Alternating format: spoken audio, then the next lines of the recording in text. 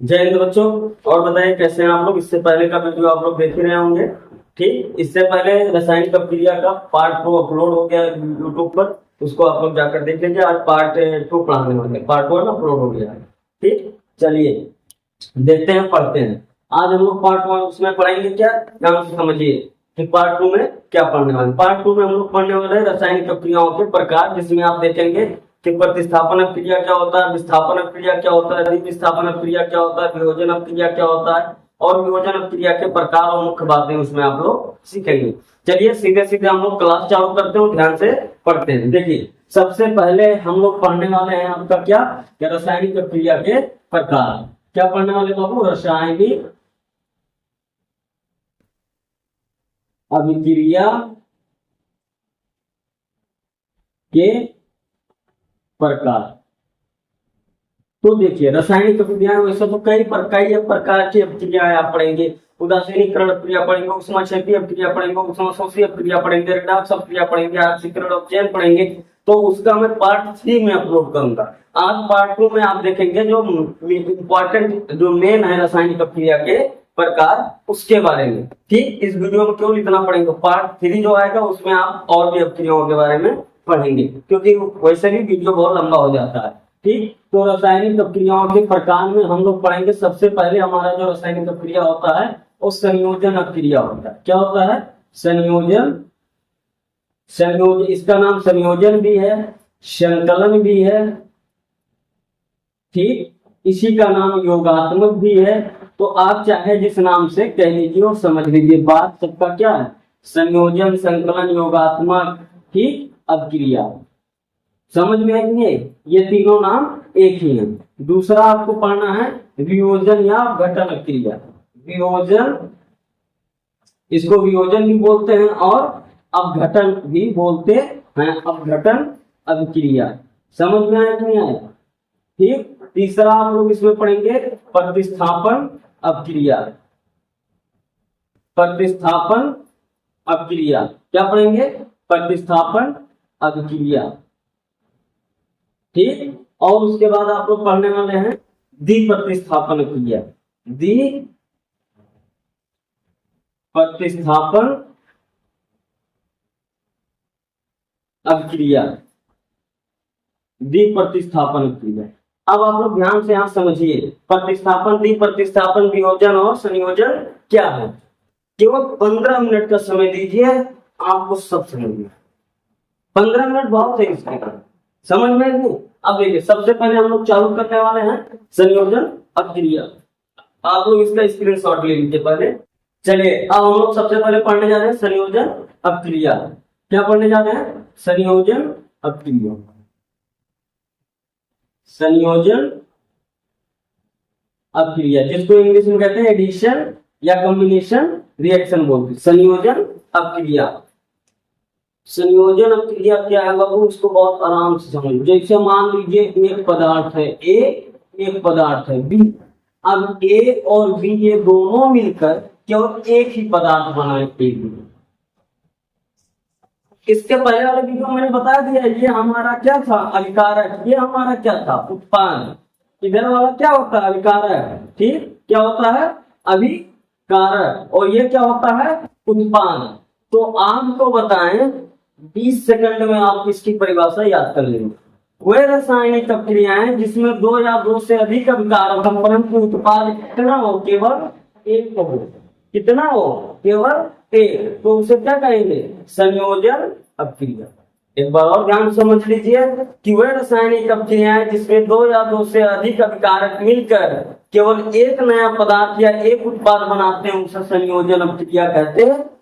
यानी वो ऐसी रासायनिक अभिक्रिया जिसमें अभिकारक बहुत हो लेकिन उत्पाद केवल एक हो। समझ में आई? अब आप ध्यान से समझिए, हर तरफ हर समय इधर वाला क्या होता है, अभिकारक। स्क्रीन पर समझिए, इधर वाला क्या होता है, अभिकारक। इधर वाला क्या होता है, उत्पाद। तो जब अभिकारक कितना हो, केवल उत्पाद इतना हो, तो ये क्या हो गया, क्या हो गया, संयोजन अभिक्रिया। यानी अभिकारक बहुत ज्यादा हो लेकिन उत्पाद केवल एक हो, तो उसे कहेंगे संयोजन अभिक्रिया। समझ में आई? इसको हम लोग एग्जाम्पल से समझते हैं। जैसे एक पदार्थ लेके H2 ले लिया, COF ले लिए O2। तो C और O2 को जोड़ेंगे तो ये अभिक्रिया करके क्या बनाएंगे, CO2। देखिए यहाँ अभिकारक कितना, 2, उत्पाद कितना, 1। आगे बढ़ते हैं, S प्लस O2 इसका रिएक्शन कराएंगे, क्या बनाएगा, SO2। समझ में आया कि नहीं आया। H2 प्लस O2 ये आपका रिएक्ट करेगा, क्या बनाएगा, H2O। क्या बनाएगा, H2O। समझ में आया कि नहीं आया, पहले से बराबर करते हैं, H2O। अच्छा इसको देखने में क्या लग रहा है गुरुजी, इसको देखने में ये लग रहा है कि गुरुजी अभिकारक कई हुए हैं लेकिन उत्पाद केवल एक। यहाँ भी अभिकारक कई हुए हैं, उत्पाद केवल एक है। यहाँ भी अभिकारक कई हुए हैं लेकिन उत्पाद केवल एक हो। तो ऐसी अभिक्रिया जिसमें अभिकारक कई हो लेकिन उत्पाद केवल एक हो, तो उसे हम क्या कहेंगे, संयोजन अभिक्रिया। इसका रियल परिभाषा जैसे क्या था मैंने बोल दिया, वीडियो को पीछे करके सुन लीजिए। चलिए अब हम लोग अगला करते हैं, कौन सा अभिक्रिया, इसके बाद कौन सा अभिक्रिया पढ़ेंगे, वियोजन अभिक्रिया। कौन सी अभिक्रिया पढ़ेंगे, वियोजन अभिक्रिया। वियोजन अभिक्रिया, इसको थोड़ा बहुत ध्यान से सुनिएगा। वियोजन या अपघटन अभिक्रिया, ये क्या है, वियोजन तथा अपघटन अभिक्रिया। ठीक, ध्यान से समझिए, वियोजन तथा अपघटन अभिक्रिया क्या है, इनको सही से लिख दें। अभिक्रिया देखो, तुमको नॉर्मली में समझा देता हूँ, तुम से समझो। अभी इतना बड़ा तुम शीशा ले ली और इस शीशे को फर्श पर गिरा दिया, शीशा ये टूट गया कई भागों, तो उससे कर दिए वियोजन। यानी कहेंगे शीशे का क्या हो गया, वियोजन। शीशे का क्या हो गया, अपघटन। वियोजन और अपघटन बात एक ही है। समझ में आया, आया कि नहीं आया। अब यहाँ ध्यान से समझो, जब हम कोई शीशा लिए ऐसे उठाकर पढ़ दिए, शीशा एक था कई भागों में टूट गया, तो शीशे का वियोजन हो गया। ऐसे ही अभिक्रिया है, ऐसी अभिक्रिया जिसमें अभिकारक केवल एक हो, उत्पाद अनेक हो, वो क्या हो गया, वियोजन अभिक्रिया।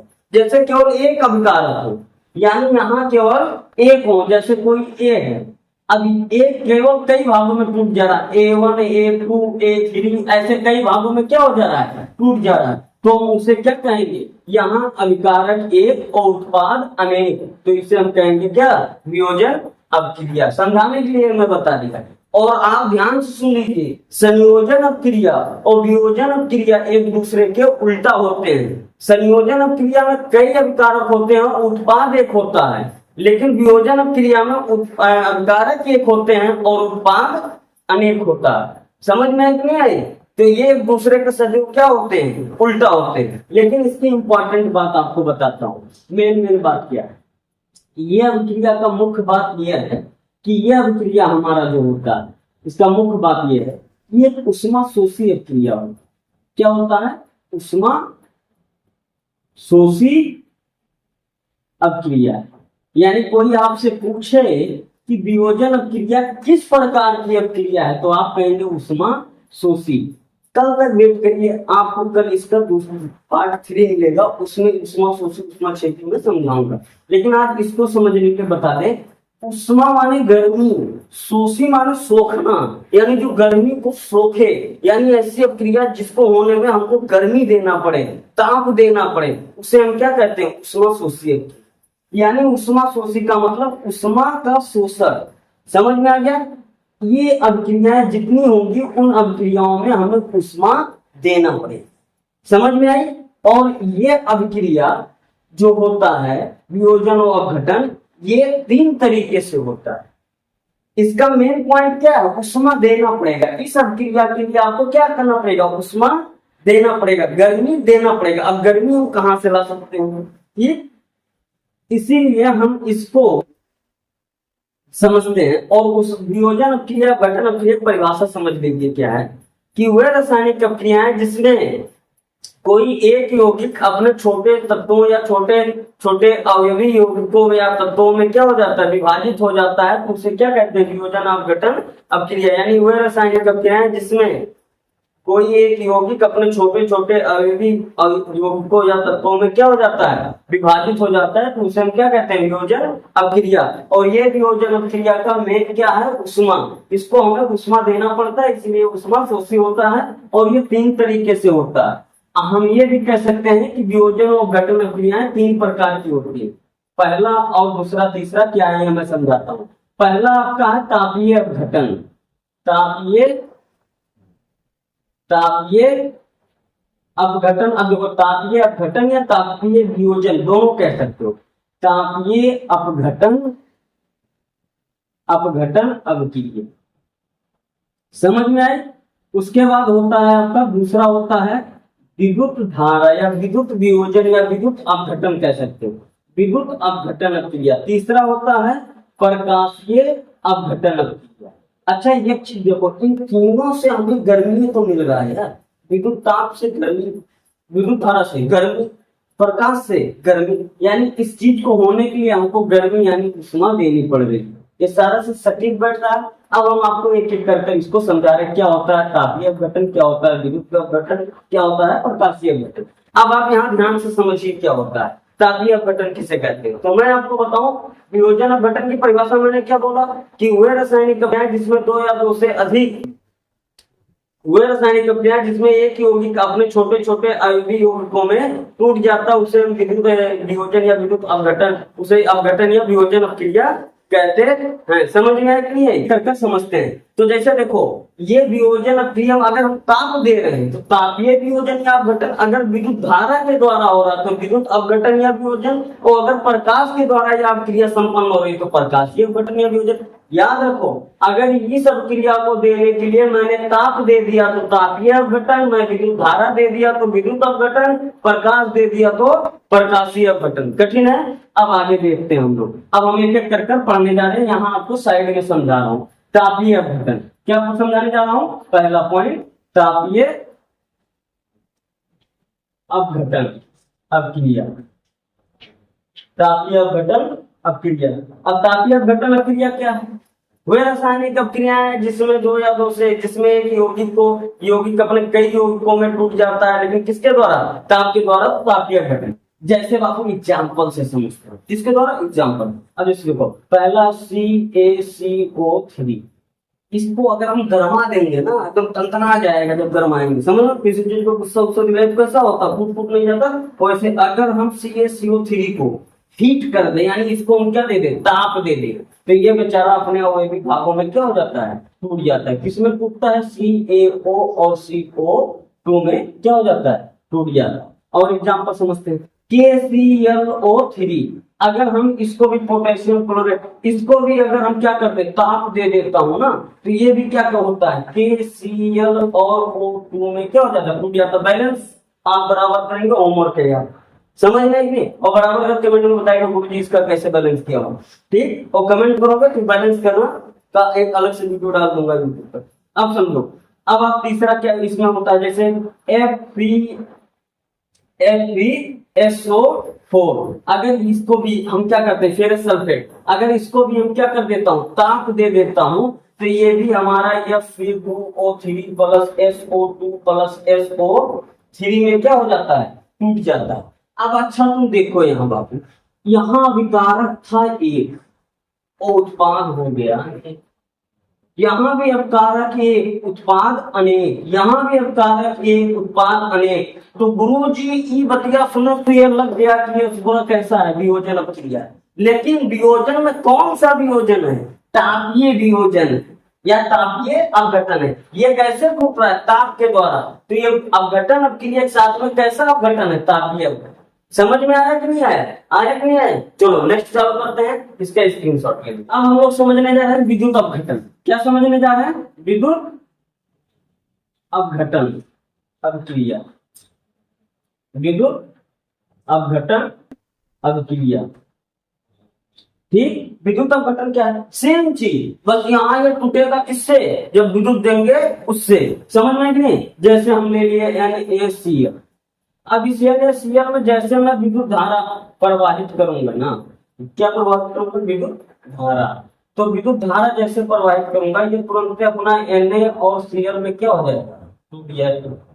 हम ले लिए जल H2O, इसमें भी अगर मैं विद्युत धारा प्रवाहित कर दूंगा ना, तो ये भी किसमें, H plus H2 plus O2 में क्या हो जाएगा, टूट जाएगा। तो यहाँ भी देखो अभिकारक एक, उत्पाद अनेक, यहाँ भी अभिकारक एक, उत्पाद अनेक, लेकिन है कैसा ये, अपघटन अपक्रिया है कि नहीं, लेकिन कैसा अपघटन, विद्युत दे रहे हैं तो विद्युत अपघटन। सेम ही फंडा है, कठिन है, बहुत आसान है, समझ में आया कि नहीं, जिनको नहीं पढ़ता है तुम लोग समझ में नहीं। अब इसको मिटा रहे हैं, अब हम लोग तीसरा पढ़ने जा रहे हैं, क्या, प्रकाशीय अपघटन। कैसा अपघटन, प्रकाशीय अपघटन, प्रकाशीय अपघटन अपक्रिया। अब ये प्रकाशीय अपघटन अपक्रिया क्या है, इसको समझाते हैं।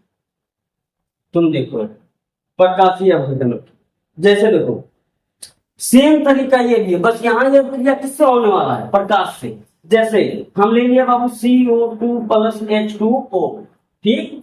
अब देखो पेड़ और क्या करते हैं, पेड़ और लोग कैसे अपक्रिया अपना करते हैं, पेड़ जो पेड़वा होता है वो कैसे करता है, वो नमी लेता है, कार्बन डाइऑक्साइड लेता है, और सूर्य का प्रकाश लेता है। आया क्या, सूर्य का प्रकाश, तो यहाँ हम क्या दे देंगे, सूर्य का प्रकाश, और बाकी इसके पास कार्बन डाइऑक्साइड है, ये है नमी यानी जल है, ये है। अब ये बनाएगा क्या, ग्लूकोज बनेगा, सीधा सीधा बन रहा है। तो ये दोनों रिएक्ट होकर क्या बना देते हैं, ये क्या C6H12O6 प्लस, समझ में आई कि नहीं है। चलिए अब यहाँ ध्यान से समझो तुम लोग, ये आपका क्या होगा, इसको कहते हैं प्रकाशीय अपघटन, समझ में नहीं। जैसे तुम्हारा H हो गया और उसके बाद Cl हो गया, ठीक, H2 हो गया, Cl2 हो गया, इसको जब हम प्रकाश दे देंगे बाबू ना, क्या दे देंगे, प्रकाश, तो ये क्या बना लेता है, HCl, बस सेम फंडा है, समझ में नहीं। तो ये भी हमारा क्या है, अपघटन अपक्रिया, लेकिन ये किसके द्वारा हो रहा है, प्रकाश के द्वारा, तो ये क्या हो गया, प्रकाशीय अपघटन। चलिए इसका फुल उसका स्क्रीनशॉट लीजिए पूरे का, फिर अगला आपको पढ़ाते हैं प्रतिस्थापन और प्रतिस्थापन अपक्रिया। चलिए अब हम लोग समझते हैं, ठीक, अब हम लोग सीधे सीधे समझते हैं प्रतिस्थापन अपक्रिया क्या है, प्रतिस्थापन अपक्रिया, ठीक, प्रतिस्थापन अपक्रिया, इसको कहते हैं डिस्प्लेसमेंट रिएक्शन, ये भी बोल सकते हैं, कोई दिक्कत नहीं। अब समझिए यहाँ, अब देखिए या डिकम्पोजिशन रिएक्शन नहीं बोलते हैं। अब यहाँ से प्रतिस्थापन अपक्रिया क्या है, तो प्रतिस्थापन का मतलब तुमको समझा दे।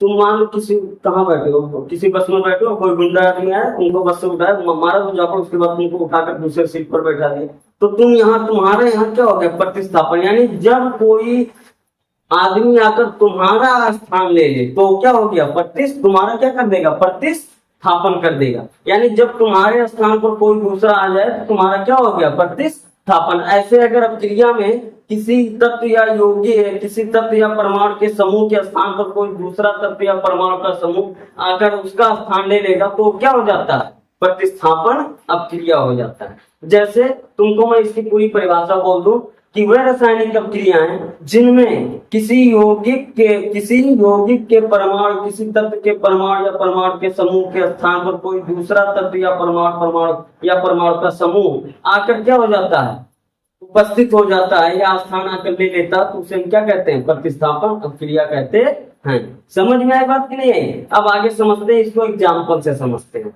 समझ में कि इसमें बहुत बढ़िया सीख तुमको मिलने वाला है, अभी मैं बता रहा हूँ तुमको, ध्यान से समझो। जैसे तुम लिख लिए क्या, जेडियन CuSO4, तुम देखो बाबू इसका जब रिएक्शन कराएंगे तो यहाँ SO4 के साथ क्या है, Cu। अब जब जेडियन यहाँ आएगा ना तो जेडियन आकर यहाँ इसका Cu का स्थान ले लेगा, तो ये बना लेगा जेडियन SO4 और Cu को क्या कर दिया, बाहर कर दिया। समझ में आया नहीं है। और समझो फिर अगर मैं जेडियन SO4 लिया और मैं क्या ले लिया, H2SO, जेडियन ले लिया और H2SO4।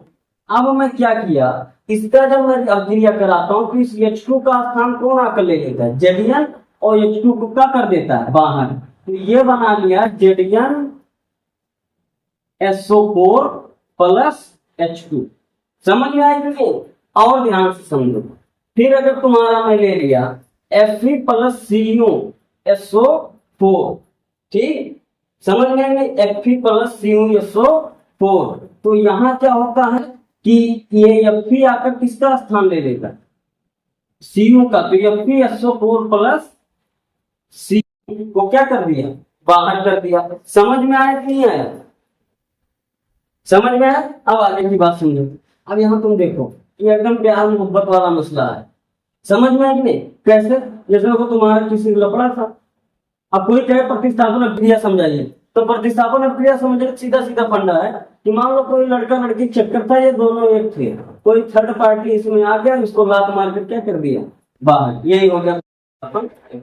जैसे यहाँ सीयू SO4 एक थे, अब ये सीयू SO4 एक थे, लेकिन जेडियन आया, इससे ज्यादा प्रभावशाली था। तो जेडियन लड़कियों का काम है क्या होता है, हमेशा बेहतर ढूंढ रहा है। सीयू से बेहतर कौन था? जेडियन। सीयू को मार दिला इधर गया और यहाँ जेडियन के साथ जीवन बिता रहे। समझ में आया नहीं? सेम ऐसा प्रोसीजर ऐसे यहाँ पे देखो, यहाँ H2 SO4 एक थे, मिले तो सब बहुत बढ़िया जीवन चल रहा था। उसके बाद क्या हुआ, जेडियन H2 से बहुत अच्छा निकला, तो इनका काम क्या होता है अभी बता ही दिया हूँ, H2 को मार दी उधर और जेडियन के साथ।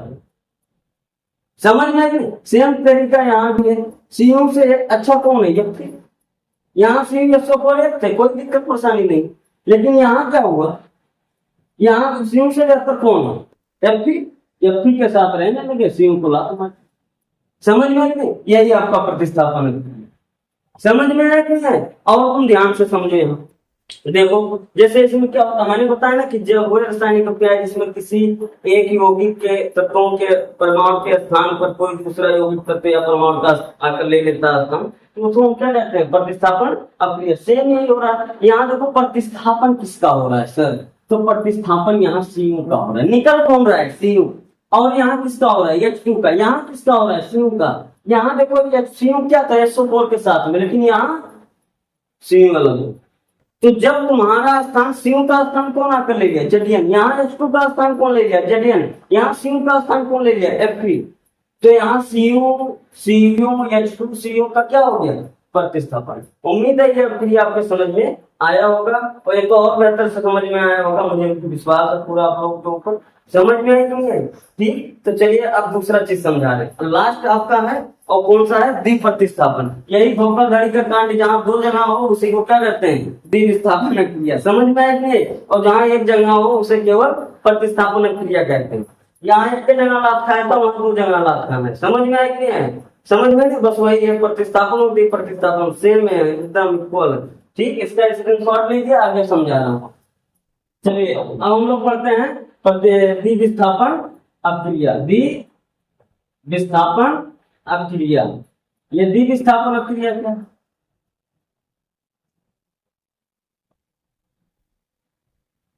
समझ में नहीं? द्विविस्थापन सेम चीज बताया ना। यहाँ दो जगह, यहाँ दो जगह तुमको लिखते जाओगे तुम लोग, ये मान लो। बात समझ में आई नहीं? अब यहाँ समझेंगे। ठीक, अब यहाँ देखो द्विविस्थापन क्या है। जैसे देखो द्विविस्थापन क्रिया जो होता है वह रासायनिक प्रक्रिया है जिसमें किसी यौगिक के किसी यौगिक के आयनों के स्थान पर कोई दूसरा यौगिक या उनके अयवों के स्थान पर आकर जगह ले लेते हैं, तो उसको हम लोग क्या कहते हैं? द्विविस्थापन अभिक्रिया कहते हैं। यानी सेम चीज यहाँ तुमको क्या देखना है? दो जगह देखिए, वहां तुमको एक जगह दिखा, यानी एक स्थान में परिवर्तन हो रहा है। यहाँ कितने स्थान में परिवर्तन होगा? दो स्थान में। समझ में है? जैसे तुम समझो, तुम्हारा ले लिए, जैसे हम अब तुम यहाँ समझो AgNO3 प्लस NaCl। तुम देख पाओ यहाँ ध्यान से गंभीर से समझो कि यहाँ Ag क्या बनाएगा? AgCl प्लस क्या बनेगा? NaNO3। अब तुम ध्यान से समझो, देखो यहाँ NO3 के स्थान पर कौन था? Ag। NO3 के स्थान पर कौन था? Ag। यहाँ NO3 के स्थान पर क्या आ गया? Na। एक परिवर्तन। अच्छा, यहाँ देखो NaCl के स्थान पर क्या था? Na। यहाँ Cl के स्थान पर क्या आ गया? Ag। तो यहाँ टोटल कितने परिवर्तन दिखे? दो दिखे कि नहीं दिखे? इसलिए द्विविस्थापन। समझ में आया कि नहीं आया? आया कि नहीं आया? और ध्यान समझो, तुम यहाँ ध्यान समझो, जैसे ये हो गया, और क्या हो गया? BaCl2। ठीक, BaCl2।